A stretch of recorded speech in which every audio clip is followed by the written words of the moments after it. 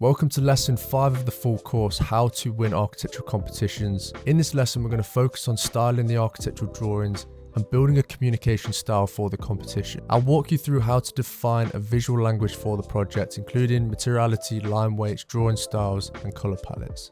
We'll edit the graphic style of all of the components and look at how we can refine the wall styles, text styles, and block styles to create a clear and consistent presentation. The aim is to build a consistent and professional visual identity that communicates and sells the idea of your architectural project. You're welcome to follow along with the class by creating a free Rayon account using the link below or jumping into the template from the description.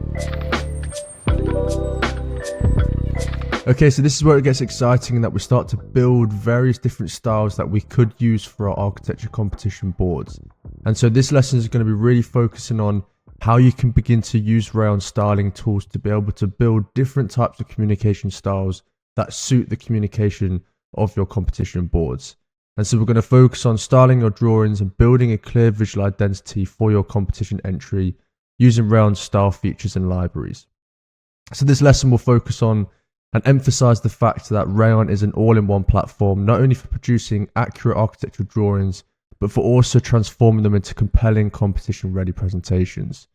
So from precise drafting through all the way to visual styling, Rayon allows you to apply custom colors, textures, line weights, and fonts, and to compose a polished presentation board, all within a single integrated workflow. And you don't have to jump out of any software, jump into any software. It's all done in this space. And so that's what we're going to kind of talk through today. I'm going to talk through also some AI-powered features that can help you speed up and enhance your styling process. I'm going to explore the full AI toolset in the next lesson, but here I'll give you a very brief preview of one of the styling workflows you can use to see what's possible. And in this lesson, we're going to go through 3 different graphic styles that you could adopt for your competition boards. And so the 3 styles is going to be an inverted, a blue pastel-y type style, and then a rendered looking style, so more of a realistic interpretation. And before we dive into the styles, what we're first going to do is add the finishing touches to these drawings before we start styling them. And that's going to be adding materiality through hatches and shadow. And shadow will really add depth and three-dimensional quality to the drawings. And so let's dive into it. So as you can see, I've just cleaned up the canvas ever so slightly, so it's going to be a little bit easier for me to talk through the different styles that I'll be adopting. So I've just cleaned it up with the sections and elevation at the bottom here with the view into the floor plan. So I'm currently in the sections canvas, and in the plan canvas, we can then make some adjustments to the floor plan. But the key thing that we're going to first focus on is adding materiality. And that's going to be predominantly focused on the sections and elevations. So as I would have spoke about earlier in the lessons, I believe all the way back into lesson 2, I spoke through a kind of various different color palette options and material thresholds that we're going to be looking at. And so the key things that we want to focus on with this material palette is the material suitability within the landscape. And so it would look a little bit odd if we used a material that didn't look or suit the integration with the landscape and the kind of tone and color of that material. And so we're going to very carefully select a material palette that responds to the integration with the landscape and its environment, but also the sourcing and sustainability of that material. And then looking at the thresholds and architectural detailing, which we've already kind of highlighted here in this early lesson with this mood board. So I think the material thresholds and palettes that work really well, as shown with this particular project here. And we've kind of adopted a very similar language with the kind of monolithic elements with the vertical rhythmed timber battens. And so the materiality that I'm going to focus on is going to be a stone. And so we're going to have a kind of a mixture of different types of stone. One going to be a kind of coarse finish, so it looks like almost like a stone wall.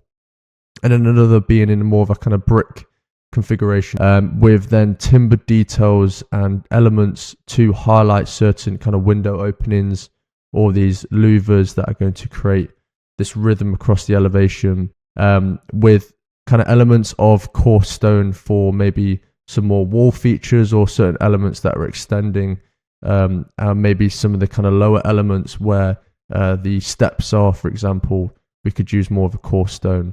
And so I'm going to play around with kind of timber, coarse stone, and then kind of more of a kind of brick look and feel, but it's all going to be stone.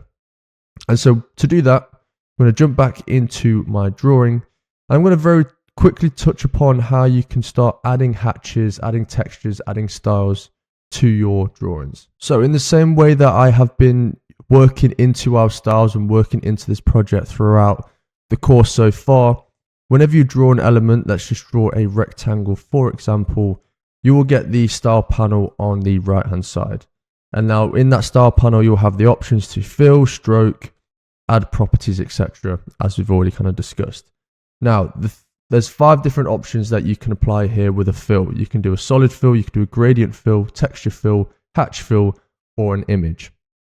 Solid fill we've kind of talked upon previously. You can change the color, you can change the opacity, you could add your own hex in, fairly kind of straightforward stuff. Rayon also has palette options which you can choose from, which is really useful if you want to get a particular kind of language and particular color palette that you want to implement.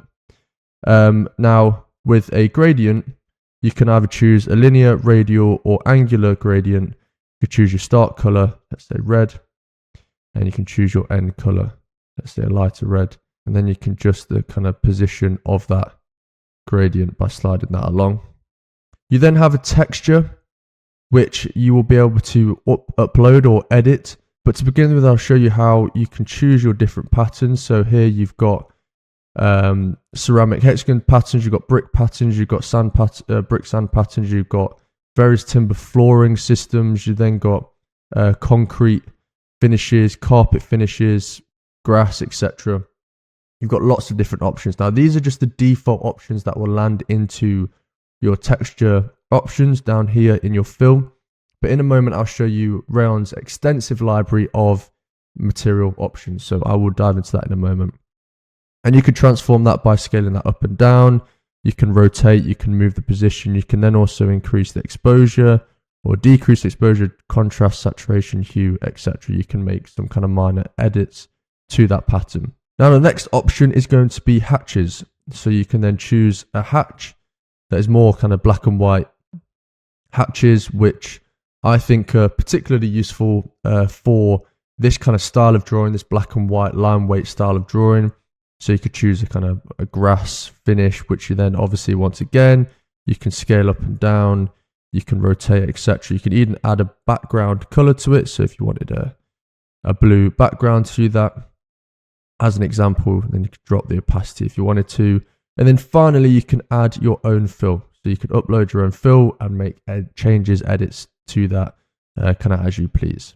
Now, if you wanted to add a style or hatch to your drawing that you haven't been able to find in that kind of default list, if you head over to the left hand side here where you've got the styles options, you've then got 2 options. You've got the model styles, which are just essentially the styles that are already in that model. Now, you would have noticed that throughout the lessons, as you save a style, these are the kind of styles that are going to be located here. You can then head to libraries where Rayon has a huge library of hatches, textures, and various different kind of options for you to apply to your drawings. So for example, you could select here concrete texture, and they've got hundreds of different options that you can then, if you find a particular one that you like or interested in, for example, you can then just click these 3 dots, click import, then that will appear in your texture library, as you can see here. You can also head to the top, and if you want to actually import the entire library of that particular element, so if you wanted to import all of the concrete textures, you can then click the 3 buttons here and click import all, and that will, as you see, you'll get a little imported icon, and that will now be imported in your model. Now, to start applying some materials to these drawings, what I'd like to create is almost a hierarchy of stone and timber. Timber being the various elements that will almost give a kind of accent color and feature to the drawings, and instead kind of being a secondary material, whereas stone being the primary material for the building. So certain elements like these at the end, for example, that is kind of extending out, which is almost acting as a wall feature. This could potentially become more of a kind of coarse stone element.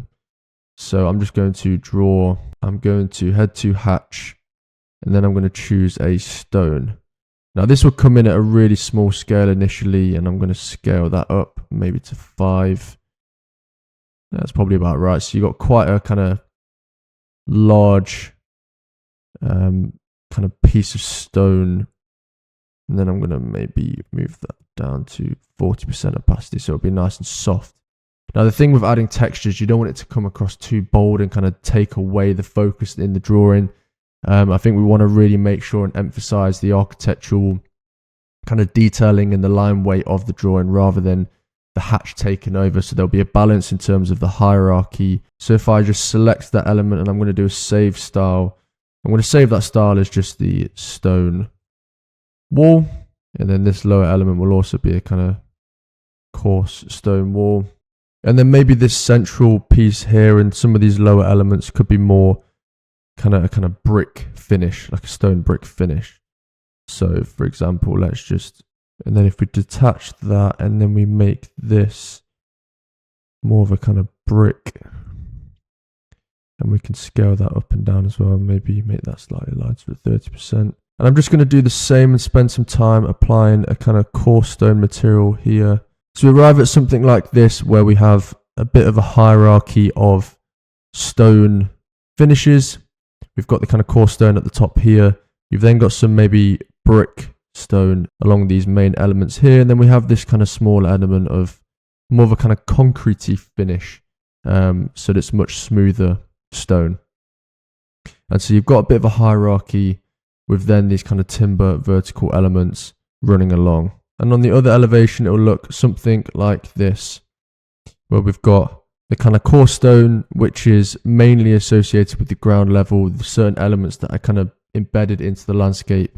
And then you've got these kind of more brick stone for the main gallery space, with some kind of more smoother stone in certain elements. Now, the next thing to add to this drawing is going to be shadows. Now, shadows are really a key feature, I think, to bring a drawing to life and to show three-dimensional quality, to add depth to the drawing and just make them pop a little bit more. Whilst the drawing, I think, currently looks kind of clean and tidy and it looks quite neat as a drawing, the shadow will just make it pop that ever so slightly more. So the way that we're going to add shadow is going to be fairly straightforward. So we're going to actually just kind of choose a direction of sunlight. So we're going to imagine that this, obviously, we're cutting through this building at maybe 2 meters high. We're going to imagine those walls are about 2 meters high as we're cutting through. And then we're going to imagine that probably the sun is coming from this direction here. So from down in the kind of east direction, coming up more kind of northwest, so that we get a kind of shadow projecting onto the floor plan and on the elevations in this direction. So really simply, we're going to use the polylines and shapes to start drawing some shadows and kind of drawing in between the kind of doors and walls, pretending almost that the sunlight is coming through like so. We're going to then detach that style because then that style is picking up from our kind of previous style that we saved for the stone wall. And we're going to make that a solid black and drop it down to maybe 20%. And I'm going to save that style as shadow. Now, I'm going to just go through a process of then making sure to pick the right style, the shadow style, kind of drawing the same direction. Now, for certain elements like furniture or blocks like trees, we can then be a little bit kind of clever with it and making sure that we're not necessarily drawing them manually, but we can create something a little bit more kind of dynamic and realistic. So what I'm going to do is I'm going to select this tree component. I'm going to copy and paste it. I'm then going to choose the front elevation. I'm going to right click it and I'm going to unblock it. So this now becomes a piece that we can then kind of edit and work with. I'm going to rotate it in the direction that I think the shadow is coming from. So if we're suggesting that the shadow is coming in this direction, and then I can just make some minor amendments to this certain element. So I can click into it. I can start deleting some of these components, maybe adding some elements in. So we're almost just drawing around that tree. We then double click that item. We can then make that particular element black, Drop that down to 20%. We don't then need all of these kind of internal, we can maybe delete the stroke. Then now we've got a shadow there for the tree, which we can then right click, we can create that block. We can then rename that block as tree shadow, and we can then copy and paste and use that for other elements. And we can do the same with furniture and people, and with a bit of work, once again, we can arrive at something like this, where we have our kind of car shadows, our tree shadows. I've added in a few more kind of tree shadows in here to give it that kind of depth and variety. I've added all the shadows internally, so this is just a little bit of time of kind of just adding some of the shadows in, drawing them myself, or copying some of the furniture like I've done here. Make sure that the shadow is behind the furniture as well, in case you want to kind of make sure that the furniture is on the top of the shadow layer, like so. And we can do the same in elevation and section, adding some of the certain components and elements. The key one is on the inside edge of the doors and windows, to make sure to kind of add that depth and the reveal to the windows. Certain elements that are kind of adding kind of shadow and giving some kind of shading. You can even add it to the people, etc. And just adding some variety in the trees as well. And then you can see here in section and elevation, it works really well to kind of just play that into it. And you can see then how some of these elements, some of these fins and components are creating that shading. And this is the kind of finishing touches to the drawings before we start now adding some new styles and different options for you to communicate your drawings. But as you can see here, the shadow and the textures just add that kind of finishing touches. And if anything, this could be a style in itself, the black and white style. I personally really like a black and white style drawings with a hint of red. The grids add that very kind of slight, subtle hint of red, which works really well. But we're now going to dive into the three different options. The first going to be an inverted style.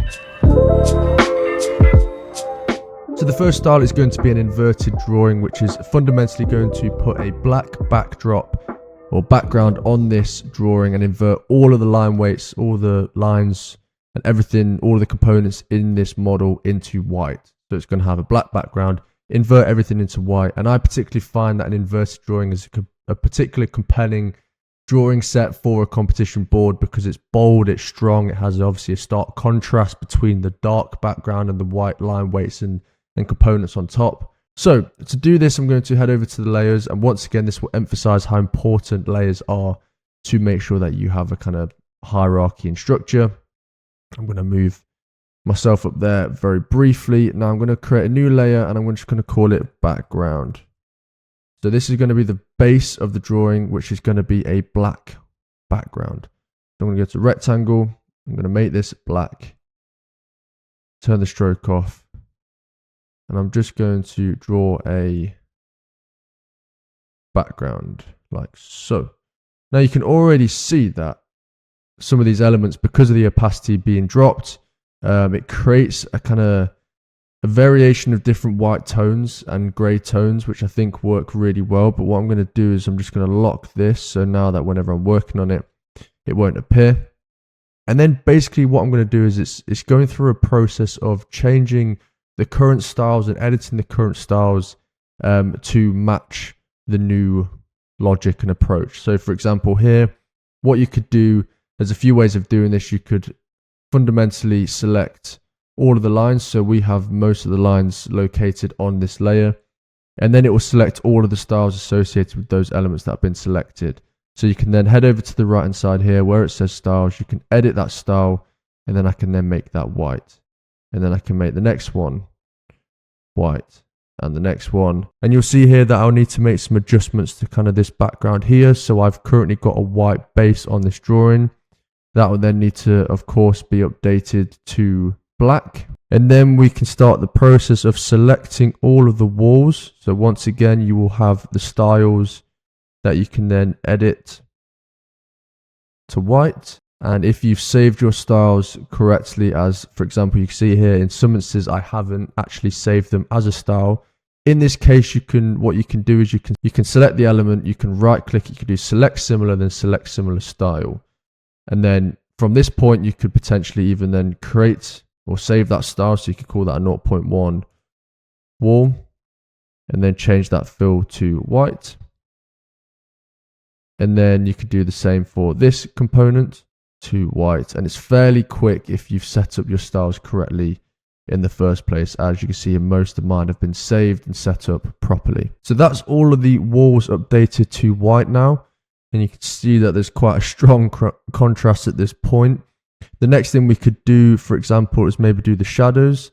So once again, we can select those children. So if you right select the elements, you can then change that shadow style and we'll make that white. So then that we have a kind of light grey shadow on the drawing. And then we could do the same for the trees. Now remember, in this case, this is a block, so you'll have to double click into the block, select the element, change that to white. And then very similarly with the contours, we can select all of those components, these contour lines, select similar style, make those white. And then you can play around with certain blocks and people and windows, etc.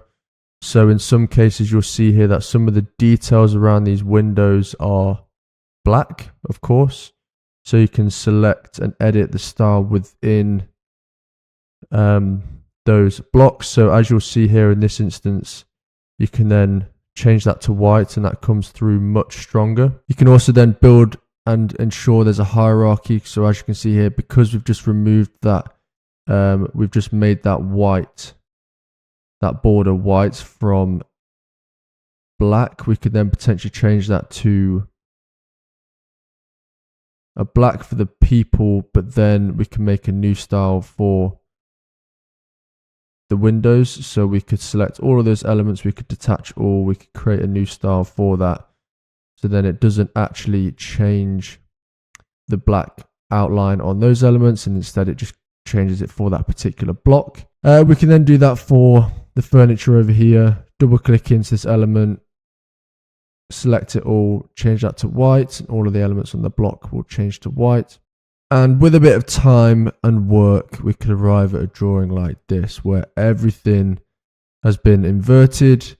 We're playing with different opacities of fills, which is really important, so that you can see here, I actually changed all of these people to a white outline, and I've dropped the opacity of their fill, so that when they're sat down on a chair or sat down at a desk or whatever it might be, you can still see the detail of those elements. And I think it gives a really nice hierarchy and overlapping layering feel to the drawing. Obviously the black makes the red pop more, and the dimensions, of course, you can then also amend and edit by going into the edit style. You can change the stroke of the dimensions, you can change the name, you can change the text size, the font, all of these elements, the ends. So you could do an arrow if you wanted to, but I'm going to stick it with this piece. In fact, I'll make it this one, to arrive at a drawing like this, which I think works really well. Yes, it's quite bold and it's quite dark and it feels quite a dark drawing, but I think the overlapping and layering of the whites and grey tones with the white outlines with the really strong contrast against the black work really well. I think it comes across and communicates the drawings really well. And then to jump into the sections and elevations, I followed exactly the same principle. I've put a black background in the background. I've overlapped the trees and everything, changing the opacity and working into those more. The solid then fill of white of the trees in front then just give a bit of a kind of hierarchy and strong kind of feature to the drawing at this point. You could then change this stone wall fill, so we'll then make that also white. So then that comes through like so here. And it comes across really compelling and strong as a drawing set. You can obviously play with the whites and make sure that they're not too strong. So for example here, there's quite a lot of detail in this drawing, and so you could play around with the opacity. But as a black and white drawing, I think this works fantastically well. I think this is a really strong and compelling drawing set as a competition board. Now the second style is going to be a kind of blue pastel. So it will follow a very similar approach in that it will almost look and feel slightly inverted, but I'll be using a lighter blue background. So this is the kind of color palette, the lighter blue background with a darker blue line weights and wall cut throughs, etc. And so this will just offer a slightly softer approach to your drawing communication. Obviously the black and white is very bold and strong. This will be a lot softer and it'll feel a bit more kind of subtle and atmospheric graphical language. So these are the two colors that we're going to go with. So once again, I'm just going to create a background layer. I'm going to draw the background, pick the style. And then now we're going to start working into all of these components to make them this darker blue. So all of the walls, so I'm going to select all of the walls are going to be the darker blue. So we're going to edit that style. A useful thing to use is this little color toggle. Select that element. And then hopefully then that saves that particular color. Yes, it does. And then we can go through and change all of these styles. There you go. So that's all of the walls now turned to this darker blue. Select this fill in the background. I'm also going to make that the lighter blue. That also needs to be reworked to follow that edge. So the way we could do that, double click into that component, and you can see here that I've drawn this as a continuous straight line across the back here, which isn't correct. It should follow these walls. Now what you can do that's worth touching upon is you can add points. So if I add 4 points here, I can drag that one there, drag that one to that corner, drag that to that corner, and there, for example, and I can do the same as I go along. So what I'm going to do with these people is I'm going to select them. I'm going to change their outline, so the stroke to that same dark blue, but I'm actually going to change their fill to a dark blue as well. Maybe make it slightly lighter and drop the opacity down to maybe 40%. Change all of these line styles to this. So then you'll have an almost darker finish over the top. So they'll pop a little bit more over the top of the base of the drawing.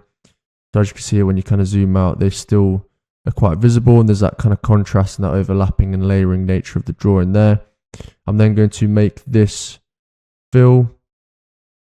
And as that is kind of coming together as a pastel-y blue, another thing that you can do is you can select your zones. So this gallery and museum zone, you could then potentially change that fill to maybe a hatch. So I'm going to change that to a square hatch and maybe scale that up slightly, but drop the opacity right down. So then there's a really kind of subtle hatch over the top. Maybe that is too strong still. As I say, I don't want it to be too strong. And then you can apply that to certain other zones as well if you'd like to. You can also amend some of these tags. You can change the text and font to arrive at something like this, where you've got a two-tone blue drawing. So you've got the light blue background, you've got the dark blue cut throughs of the walls and the line weights, but then the layering of shadows and hatches and certain pieces of the furniture that could be a slightly darker blue just adds a little bit more detail and intrigue to the drawing, a little bit more kind of definition and detail and kind of character to the drawing that works really well. Once again, the darker grey overlaps over the top with the shadow works fantastically well. The white cut through lines work really well as well. So yeah, this is an alternative drawing approach that you could adopt. Once again, you've seen how straightforward and easy it is to select these elements and change their styles. Once again, the key is to make sure that you have styles saved and that you're managing them well. But if you don't, once again, you can always do select similar style, and it will select all of those components that even though you haven't saved them as a style, they will be selected as a style and identified as a style that's applied across multiple components. And then to jump into the sections and elevations to show you how I've done it here. Once again, very similar approach. Everything is the blues. You've got hints of darker blues for the kind of stairs, etc. And where you're cutting through particular walls, you've got a darker blue as well. So you can play with the different tones. You can be quite playful with it. The white overlay, and kind of light opacity works fantastically well on this particular blue. So it has a kind of soft and subtle feel. It doesn't feel like a really strong drawing like the black and white inverted one that has that kind of bold and impacting effect. If you wanted a drawing set that was a little softer but almost more kind of atmospheric in a way, this is a really nice and kind of measured approach to producing your drawings. And then the third and final style that I wanted to show you in this course is going to be a rendered style. So this is just going to show you a more realistic representation of your floor plan if you wanted to add actual textures and hatches that demonstrate a realistic interpretation of the site, the trees, the floor finishes, etc. You can approach a kind of rendered finish. And so this would be a style that's particularly effective for showing materiality in the drawings. So the first thing I'm going to do, once again, is add the background. Now, because this is a park and there's obviously a lot of greenery, I'm then going to make this a texture with some grass. So I'm going to type in grass, select that element, and then I'm actually going to potentially just make that a touch darker with the exposure. Now you can adjust the contrast, saturation, hue, etc. Potentially even making the saturation a little bit lower could be handy in this case because it is quite green. But for argument's sake, let's just leave it for 0 for now. And then I'm going to right click that once again and lock it. Now you can see that the green is strong, but it actually works really well in this case because you've got certain elements of trees which are now obviously shown as green. Now you can add the paths, so we can then potentially change this hatch style to let's change it to let's say I think it's a gravel. Let's do a gravel path, so we could do a dark gravel path. And when adding hatches and materials, we want to make sure that we create a new layer of the materials on top for the time being. So then let's say that this is all here. This is all kind of stone. Make it a stone paving like so. And then now we just want to make sure that that's dropped behind everything but the background. That materials is lower than the walls, people, lines, etc. So whenever we start adding in textures in here, they are behind all the line work. We'll then add maybe a slightly different type of stone here. So that could also be the same. So we'll pick that style. And then we could even just put a white fill on this furniture so that it sits in front like so. It's a really quick and intuitive way of editing and stylizing your drawings. Then potentially internally here, we could then add maybe a tiled finish. So we could maybe have a tiled, I mean, even that ceramic tile in there could work. We could then maybe scale that up to, make that 2. And then we could rotate it so it kind of follows the axis of the door. Because the way that you would lay tiles, you wouldn't have it at an angle like this potentially at the door. So maybe if you rotated it parallel, let's just do 20%, no, a little bit more, until we find that it's parallel, like so. And then we could even make it a touch darker by reducing the contrast slightly. So maybe 0.05, so slightly darker. Then you've got like a tiled floor finish. And then we could do the same for the cafe. We could then maybe add a carpet into the theatre. We could then maybe add a timber floor in here.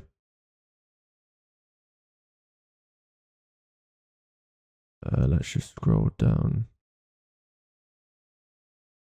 What have we got here? Maybe this square one. Change it for all of them. And then with a little bit of work and some concrete and adjustment to the cut fill, filling in maybe a bit of a kind of entrance point landscaped area. You could spend a little bit more time on maybe actually working in some pockets of kind of planting in between some of the parking spots. Maybe have some trees, etc. Maybe we have a kind of I don't know, maybe some you can extend this parking further down because it's quite a lot of room. But to fundamentally show you the way that you could potentially style this drawing as a rendered look and feel, this could also be an option like so. So it could work really well where you still have all of your kind of blocks and elements as black and white. I think there's a careful balance with a particular rendered style in that you don't want to overdo it in that everything's rendered, because it can become a little too kind of overbearing to look at. And instead, if you have certain rendered elements like the paving, like the grass, like the floor finishes, but then you still have all the other components as black and white, it can kind of come through and read quite well. So yeah, this is an alternative render style that you could adopt. And a really key thing to mention that then, if you wanted to use any of these styles and share them with team members or save them for yourself to be shared with anyone that you'd want to work with, you can then head over to the top right corner, you can click share, and then you'll have certain options on how you can then share these libraries across your team. So you can share access to your model, share access to your template libraries presentations. But in this case, what you want to do is select your libraries, then click publish libraries, and you could even do it with your blocks, etc. So that when you share your model across with other people, they also have access to all of these libraries. So you can save your style library for this particular project. If it's the rendered one, if it's the inverted one, or if it's the blue pastel one, this is a really great way to share it across your team members. And to demonstrate quickly how you can add that then into your particular model, if you wanted to use one of your style libraries across, you select the styles item, go to your libraries, and you'll see that in your My Libraries, so when you've clicked that kind of publish tick button, you will then have your library here. So then, for example, here I've got my style 2 library, I've got my block library in here, for example, and you kind of have all that saved, and then you can then import all of those elements, or you can import particular components like so. So that's a really quick way of copying across a certain style into a new model, for example, so you can then follow the same kind of principles and styles that you want to apply. And so that is a wrap for this lesson. I hope you enjoyed me talking through the different styles that you can adopt in your drawing communication, all within Rayon. Once again, this really emphasizes Rayon's ability to be able to draw, to conceptualize, to then create really beautiful architectural drawings, to then style them in different ways really quickly and easily. Even through this process of me showing you different options, it's very quick and intuitive for you to be able to adjust and amend your styles to communicate your drawings in different ways. Now, in the next lesson, I'm going to be jumping into the AI tool and all the various different AI tools within Rayon, and to very quickly show you how you could potentially use AI within Rayon. Is you can head over to the left hand side here with this Rayon AI tool. I will go into much more detail about this, but in this here, you can also stylize your drawings and create new different types of styles of your drawings: watercolor styles, clay model styles, hand sketch, renders, and wireframe. From the drawings that you created, you can fundamentally add a screenshot of your drawings and change some of the styles through this toggle here. I'll show you this properly in the next lesson, but just as a finishing touch to this lesson, you also can use AI to create new styles for you. If you're struggling with a way of communicating your ideas, you can use the AI tool to help you generate different styles too. So thank you for watching today's lesson. I hope you have found it useful and enjoyed the different styles that I've created. And I hope to see you in the next lesson. Catch you there.